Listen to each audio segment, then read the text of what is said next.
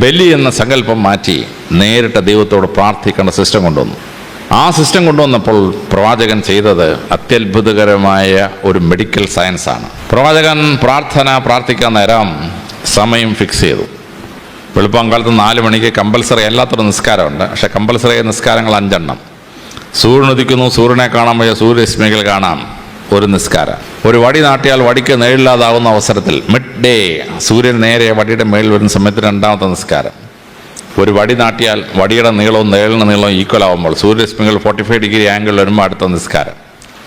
സൂര്യൻ അസ്തമിച്ചു, സൂര്യനെ കാണാൻ വയ്യ, സൂര്യരശ്മികൾ കാണാം, അടുത്ത നിസ്കാരം. ചന്ദ്രൻ ഉദിച്ചു കഴിഞ്ഞാൽ ചന്ദ്രരശ്മികൾ കൊണ്ട് വടിയുടെ നീളവും നേരിടുന്ന വീതവും ഈക്വൽ ആവുമ്പം അടുത്ത നിസ്കാരം. 5 കമ്പൽസറി നിസ്കാരം. നാസയിലെ റോക്കറ്റ് വിക്ഷേപണ കേന്ദ്രത്തിലെ ശാസ്ത്രജ്ഞന്മാർ ഈ സമയമൊക്കെ ശ്രദ്ധിച്ചപ്പോൾ അത്ഭുതപ്പെട്ടുപോയി. കാരണം സൂര്യൻ്റെയും ചന്ദ്രൻ്റെയും പ്രപഞ്ചത്തിൻ്റെയും നീക്കങ്ങളനുസരിച്ച് മനുഷ്യൻ്റെ ശരീരത്തിൽ ഒരു ബയോളജിക്കൽ ക്ലോക്കുണ്ട്. ഈ ബയോളജിക്കൽ ക്ലോക്ക് ടേൺ ചെയ്യുന്ന പോയിൻറ്റ്സാണ് ഈ 5 എണ്ണം.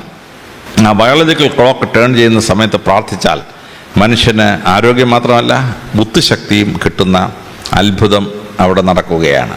വെളുപ്പിന് 4 മണി എന്ന് പറഞ്ഞാൽ കമ്പൽസറി അല്ലാത്ത നിസ്കാരം വെച്ചിരിക്കുന്ന സമയമോ അത് മനുഷ്യൻ്റെ തലച്ചോറിന് ഏറ്റവും കൂടുതൽ ബുദ്ധിശക്തി ഉണ്ടാകുന്ന സമയമാണ്. ഭാരതീയ പുരാണങ്ങൾ പറയുന്നു, ബ്രഹ്മമുഹൂർത്തേ ഉത്തിഷ്ഠേ, ബ്രഹ്മമുഹൂർത്തം വെളുപ്പിന് 4 AM തലച്ചോറിന് ഏറ്റവും ബുദ്ധി ഉണ്ടാകുന്ന സമയം. അപ്പോൾ പ്രപഞ്ചത്തിൻ്റെ നീക്കങ്ങളനുസരിച്ച്, സൂര്യൻ്റെയും ചന്ദ്രൻ്റെയും നക്ഷത്രങ്ങളുടെ നീക്കങ്ങളനുസരിച്ച് മനുഷ്യ ശരീരത്തിൽ മാറ്റം ഉണ്ടാകുന്ന സമയത്ത് പ്രാർത്ഥന കൊണ്ട് ഫിക്സ് ചെയ്തു പ്രവാചകൻ.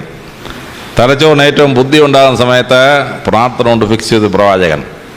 1400 കൊല്ലത്തിന് മുമ്പ് ഒരു MBBS പഠിച്ചിട്ടില്ലാത്ത പ്രവാചകൻ ഇത്ര ഗഹനമായ ഒരു മെഡിക്കൽ പ്രിൻസിപ്പിൾ എങ്ങനെ മനസ്സിലാക്കി എന്നുള്ളത് ഡോക്ടർമാരെ അമ്പരപ്പിക്കുന്ന ഒരു സംഭവമാണ്. അമ്പരപ്പിക്കുന്ന സംഭവം. പ്രാർത്ഥനയുടെ സമയം ഫിക്സ് ചെയ്തു. പ്രാർത്ഥിക്കാൻ നേരം ലോകത്തിൽ എവിടെയാണെങ്കിലും പ്രാർത്ഥിക്കാം. മറ്റു മതങ്ങൾക്ക് പ്രാർത്ഥിക്കണമെങ്കിൽ പ്രതിമ വേണം, വലിയ പ്രതിമ വേണം, അല്ലെങ്കിൽ ചിത്രങ്ങൾ വരച്ച് അതിന് മുമ്പിൽ വേണം, ഇല്ലെങ്കിൽ ഫോട്ടോഗ്രാഫിക് പ്രൊജക്ഷൻസ് വേണം, അതല്ലെങ്കിൽ വിശാലമായ ആരാധനാലയം വേണം, അതിന് കൊടിമരം വേണം, ഗോപുരം വേണം. പ്രവാചകൻ പറഞ്ഞു, ഇതൊന്നും ദൈവത്തിൻ്റെ മുമ്പാകെ പ്രാർത്ഥിക്കാൻ വേണ്ട.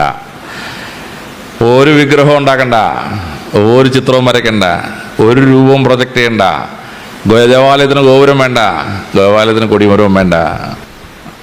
എനിവേർ യു ക്യാൻ പ്രേ. നിങ്ങളും ദൈവവും തമ്മിൽ ഒരു തടസ്സവും വേണ്ട. ഞങ്ങളെപ്പോൾ ആളുകൾ ട്രെയിനിൽ യാത്ര ചെയ്യുമ്പോൾ ഞങ്ങൾക്ക് മനസ്സിന് കുളിർമ ഉണ്ടാകുന്ന അനുഭവമുണ്ട്. പെട്ടെന്ന് ബാങ്ക് വിളിക്കും. ബാങ്ക് വിളിച്ചു കഴിഞ്ഞാൽ ട്രെയിനിൽ യാത്ര ചെയ്യുന്ന മുസ്ലിങ്ങൾ പെട്ടെന്ന് നടുക്കോട്ട് വന്ന് മുട്ടുകുത്തി ഒരു നിസ്കാരം, ചെറിയൊരു തോർത്ത് വിരിച്ച് ഒരൊറ്റ നിസ്കാരം. മറ്റുള്ള മതക്കാർക്ക് പരസ്യമായി പ്രാർത്ഥിക്കാൻ എന്തൊരു നാണക്കേടാണ്. മുസ്ലിങ്ങൾക്ക് പ്രശ്നമില്ല. ഓടുന്ന ട്രെയിനിൽ മുട്ടുകുത്തി നിസ്കരിക്കുന്ന മുസ്ലിമിനെ കാണുമ്പോൾ മനസ്സിൽ വളരെ സന്തോഷം ഉണ്ടാവും. ഈശ്വരനോട് പ്രാർത്ഥിക്കാം. ഒരു തടസ്സവും വേണ്ട, ഒരു മീഡിയവും വേണ്ട, ഒരു പ്രതിമയും വേണ്ട, ഒരു ചിത്രവും വേണ്ട. യു ക്യാൻ പ്രേ. ഇത് പ്രാർത്ഥനയുടെ വലിയ അത്ഭുതമാണ്. പരിശുദ്ധ പ്രവാചകൻ മനുഷ്യൻ്റെ പ്രാർത്ഥന അവൻ്റെ ജീവിത സാഹചര്യവുമായും പ്രപഞ്ചത്തിൻ്റെ സത്യവുമായും കൂട്ടി യോജിപ്പിച്ചു എന്നുള്ളതാണ് അതിഗംഭീരമായ പ്രാർത്ഥന.